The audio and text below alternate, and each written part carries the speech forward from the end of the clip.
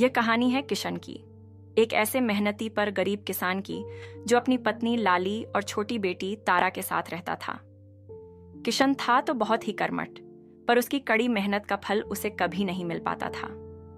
वह और उसकी पत्नी दोनों ही दिन भर खेतों में जुटे रहते थे, पर गरीबी उनका पीछा नहीं छोड़ती थी।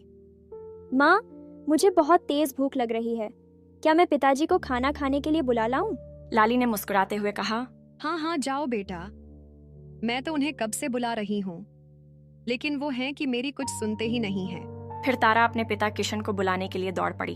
पिताजी, आप जल्दी से खाना खाने चलो ना। आप कब से काम ही कर रहे हो? मुझे बहुत भूख लग रही है। किशन अपनी बेटी की बात सुनकर उसके साथ अपनी पत्नी के पास चला आया। लाली ने सबके लिए खाना परोसा और सबने मिलकर खाना खाया। खाने के दौरान किशन ने आसमान की ओर देखकर भगवान से प्रार्थना की। भगवान, इस बार ठीक से बारिश हो जाए, वरना बहुत दिक्कत हो जाएगी। पिछले साल ठीक से बारिश न होने के कारण अपनी मेहनत बर्बाद हो गई थी। बस भगवान, इस बार ऐसा बिल्कुल ना हो। इस बार किशन ने अपनी बची खुची उम्मीदों के साथ लाली के सारे गहने बेचकर खेत के लिए बीज और खाद खरीदे थे। उसने बड़ी लगन से अपने खेत में बीज बोए, इस उम्मीद में कि इस बार उसकी फसल बहुत अच्छी होगी।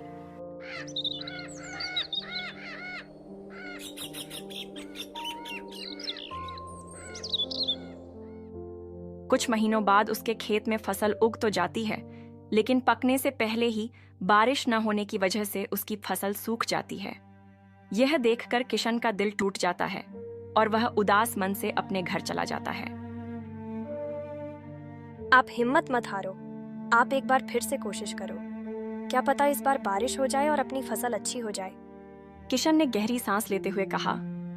इस बार तो तुम्हारे गहने बेचकर बीज और खाद ले आया था, लेकिन अब मैं कहां से लेकर आऊं पैसे बीज और खाद खरीदने के लिए? लाली ने सोचा और बोली। आप अपने गांव के सेठ धनपत से पैसे उधार ले लो। अब अपने पास केवल एक ही चारा है, क्योंकि अपन ऐसे हाथ पे हाथ धरे तो बैठ नहीं सकते। किशन का मन नहीं था उस लालची सेठ के पास जाने का। मेरा उसके पास जाने का बिल्कुल भी मन नहीं है। वो बहुत ही बदमाश आदमी है। एक बार जो उससे पैसे ले लिया तो उसका ब्याज कभी खत्म ही नहीं होता। पता नहीं वह अपना किस हिसाब से हिसाब चलाता है। लाली ने मजबूर होकर कहा। अपने पास इसके अलावा कोई और उपाय भी तो नहीं है? थोड़ी ही देर में रात हो जाती है, लेकिन किशन को नींद नहीं आ रही थी। उसे समझ नहीं आ रहा था कि वह पैसों का इंतजाम कैसे करे। सेठ धनपत से पैसे तो तुरंत मिल जाएंगे, लेकिन गांव के कई लोग उसके जाल में फंस चुके थे, और जो भी उसके जाल में फंसा था उसने अपनी पूरी जमीन तक गंवा दी थी। वह रात भर सोचता रहा।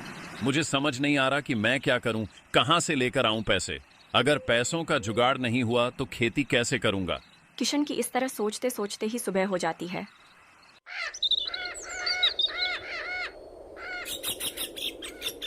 किशन बेचारे ने न चाहते हुए भी सेठ धनपत के यहाँ पैसे लेने के लिए चला जाता है। अरे आओ आओ किशन भाई, बताओ कैसे आना हुआ? किशन ने सहमते हुए कहा। सेठ जी, मुझे वो कुछ पैसों की जरूरत थी नए बीज और खाद लाने के लिए। अरे तो इसमें इतना डरने वाली कौन सी बात है? हम तो बैठे ही पैसे देने के लिए हैं। हम तो जरूरतमंद लोगों की सेवा ही करते हैं। पता है किशन, यह जीना भी क्या जीना है अगर आप किसी की मदद न करो तो। मैं तो भगवान का शुक्रिया अदा करता हूँ, मुझ जैसे इंसान को भगवान ने तुम लोगों की सेवा करने के लिए चुना। किशन को धनपत की बातें सुनकर बहुत गुस्सा आ रहा था, लेकिन वह इस समय चुपचाप खड़ा होकर उसकी बातें सुन रहा था, क्योंकि उसे पता था कि अभी उसकी मदद वही कर सकता है। अरे किशन, क्या सोच रहे हो? बताओ तुम्हें कितने पैसे चाहिए? मालिक, अभी मुझे 5,000 की जरूरत है। अरे तुम 5,000 लो या 10,000 लो या 20,000 लो, लेकिन तुम्हें पता है ना, ब्याज तो पूरे 25% से कम नहीं लगेगा। किशन मजबूर था, इसलिए उसने सेठ से पैसे लिए और वहां से चला गया। वह मन ही मन बुदबुदाया। चालू आदमी कहीं का 25% ब्याज ले रहा है और ऊपर से बोल रहा है कि समाज सेवा कर रहा हूं। लेकिन दुख तो इसी बात का है कि भगवान भी ऐसे लोगों की ही मदद करते हैं। हम जैसे लोग तो इधर उधर की ठोकरें ही खाते हैं। फिर किशन बीज और खाद लेकर अपने घर चला जाता है।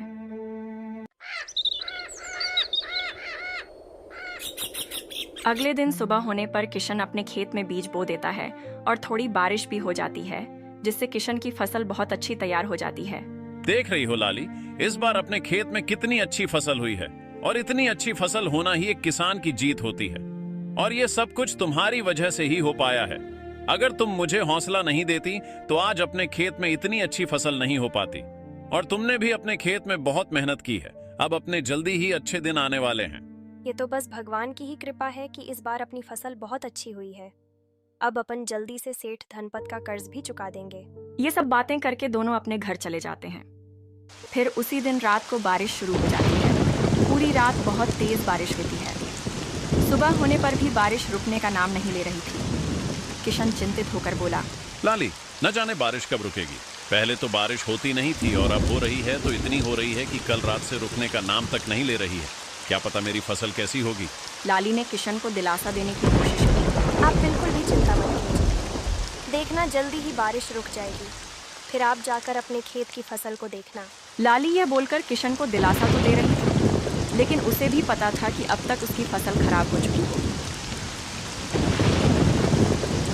फिर ऐसे ही 5 दिन तक बारिश रुकने का नाम नहीं लेती। 5 दिन बाद जब बारिश रुकती है तो किशन सुबह जल्दी ही अपने खेतों की ओर अपनी फसल को देखने के लिए निकल जाता है। किशन वहां जाकर अपनी फसल को पूरी तरह बर्बाद देखकर रोने लगता है। भगवान, आप ये कैसा न्याय कर रहे हो। पहले तो एक बूंद बारिश नहीं हो रही थी और अब हुई तो 5 दिन बाद रुकी, जिससे हमारी सारी फसल खराब हो गई। अब मैं अपना कर्जा कैसे चुकाऊंगा। अगर सेठ धनपत को समय से पैसे नहीं दिए तो वह मेरा खेत भी हड़प लेगा। किशन वहां से रोता हुआ अपने घर आ रहा था कि तभी रास्ते में उसका दुर्घटना हो जाता है।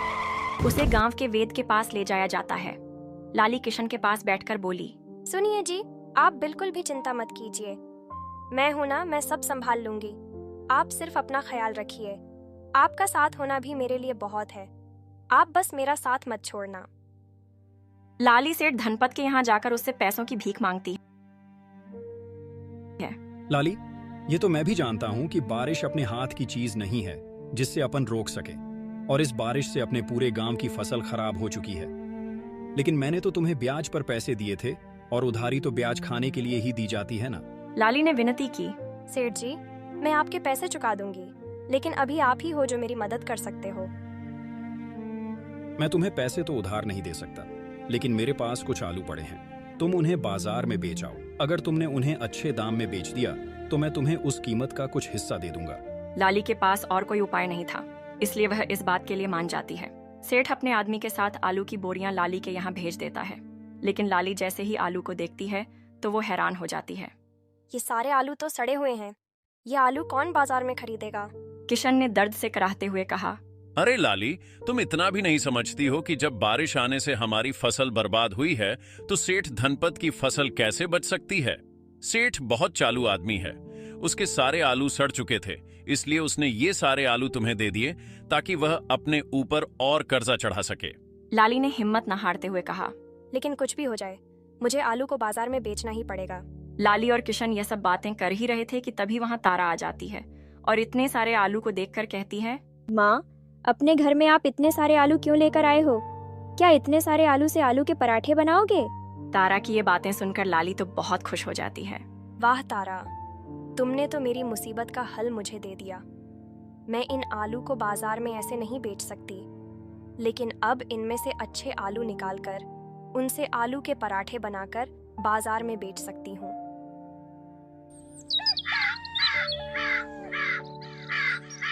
फिर अगले ही दिन से लाली बाजार में आलू के पराठे बनाकर बेचने लगती है।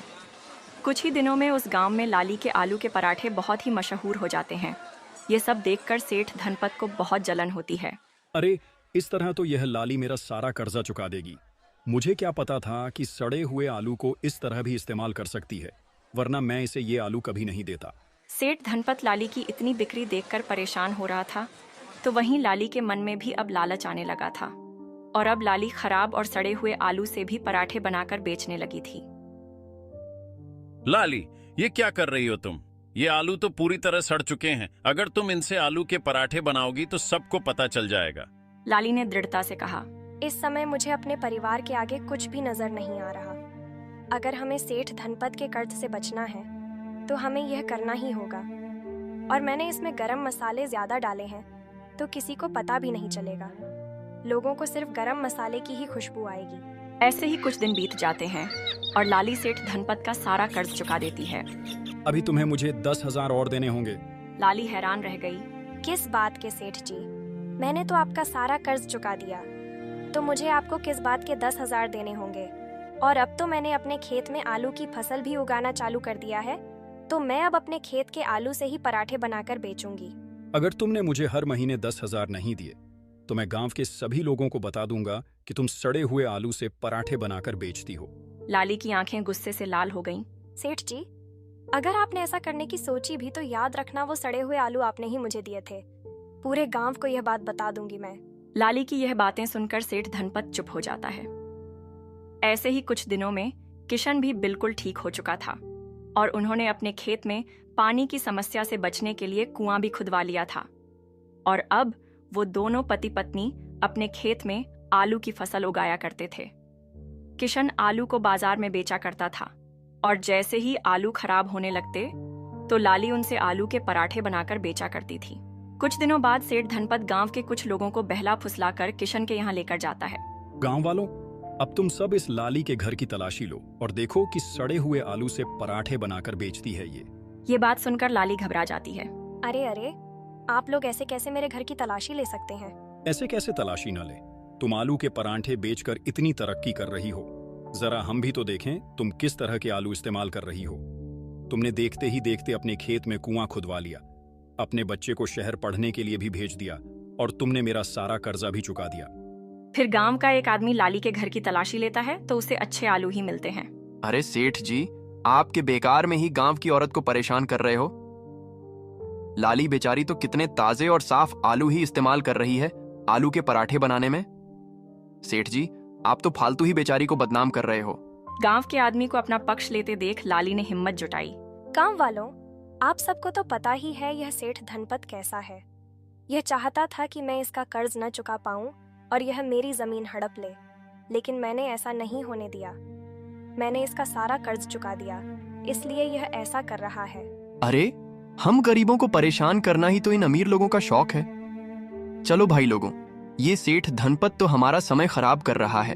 ये कहकर सभी लोग वहां से चले जाते हैं। अरे तुम तो सच में खराब आलू से ही आलू के पराठे बनाती थी ना, तो फिर अपने घर में ताजा आलू कहाँ से आए?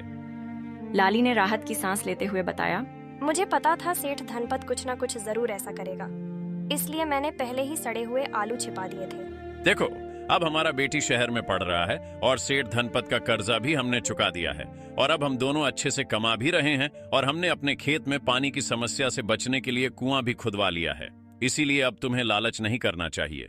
लाली ने अपनी गलती स्वीकार करते हुए कहा। आप बिल्कुल सही कह रहे हो। ये तो मैंने अपने दिमाग से घर के सारे आलू छिपा दिए थे, वरना पूरे गांव में हमारी बदनामी हो जाती और हमें गांव से निकाल दिया जाता तो अपन फिर से रोड पर आ जाते।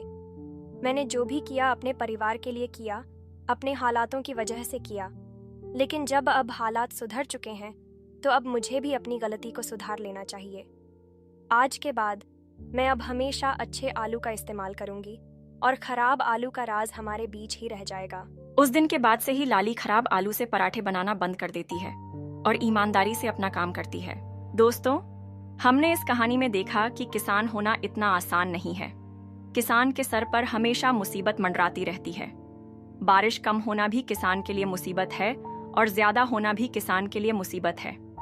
एक किसान का जीवन हमेशा संघर्ष से भरा हुआ रहता है और हमें इस कहानी से यही सीख मिलती है कि हमें लालच नहीं करना चाहिए, क्योंकि लालच के चलते हमारे पास जो कुछ भी होता है हम उसे भी गंवा देते हैं। ईमानदारी और कड़ी मेहनत हमेशा रंग लाती है, भले ही रास्ते में कितनी भी मुश्किलें क्यों न आएं।